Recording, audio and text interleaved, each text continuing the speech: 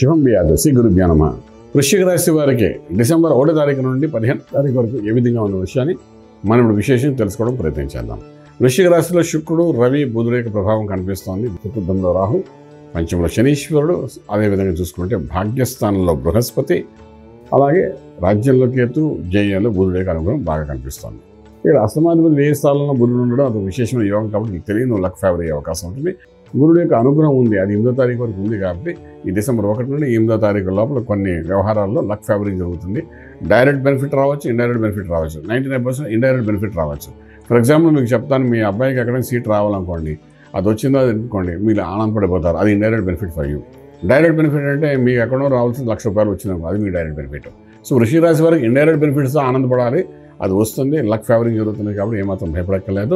ఇది డిసెంబర్ 10వ తారీఖు లోపల ఒక గుడ్ న్యూస్ ఉంటుంది, మీకు భయపడక్కర్లేదు. చక్కగా మీ అనుకున్నట్టు జరుగుతాయి. ఆ తర్వాత గురుడు మళ్ళీ మిథునంలోకి వెళ్ళిపోతాడు కాబట్టి వెళ్ళే లోపల ఏదో ఒక మంచి కార్యం మీకు చేస్తాడు. Nothing to worry. ఓకే, ఆర్థిక విషయానికి వచ్చినప్పుడు ఉద్యోగరీత్యా చేసే కొత్త ప్రయత్నాలు మీరు వెనకంజ వేయకండి, ప్రయత్నం చేసుకుంటూ పోండి. లక్ ఫేవరింగ్ జరుగుతుంది. అలాగే మీరు రెండో పాయింట్ మనం తీసుకునేటప్పుడు ఏంటంటే, వ్యాపార రీత్యా ఎవరైతే ముందుకెళ్తున్నారో వ్యాపారంలో కూడా కొత్త వ్యాపారాలు ఆరంభించండి. 10వ తారీఖు లోపల సక్సెస్ అనేది కొంచెం బాగా కనబడుతుంది చెప్పగలుగుతాం. ఇకపోతే శుభవార్తలు వింటారు, శుభమైన కార్యక్రమంలో పాల్గొంటారు, వివాహ వ్యవస్థలో మంచి పేరు సంపాదించుకుంటారు. అలాగే ఎంతో కాలంగా పెండింగ్లో ఉన్న వివాహం మీకు మళ్ళీ అయ్యే అవకాశం కనబడుతుంది. ఇవన్నీ ఒక ఎత్తుగా పెట్టుకుంటే విశేషంగా మనం చెప్పుకోవాలంటే, విదేశాలకు వెళ్ళి చదువుకుంటున్న విద్యార్థులకి ఉద్యోగరీత్యా చేసే ప్రయత్నాల్లో కూడా సక్సెస్ఫుల్ అయ్యే అవకాశం ఉంది. విదేశాలకు వెళ్తున్న విద్యార్థులు కొంచెం ఆగండి, ఈ 15 రోజులు ప్రయత్నం చేయకండి. అలాగే ఇంపోర్ట్ ఎక్స్పోర్ట్ వ్యాపారం అనుకూలంగా ఉన్నాయి. లక్కీ నెంబర్ 9 మీకు పాజిటివ్గా కనబడుతుంది.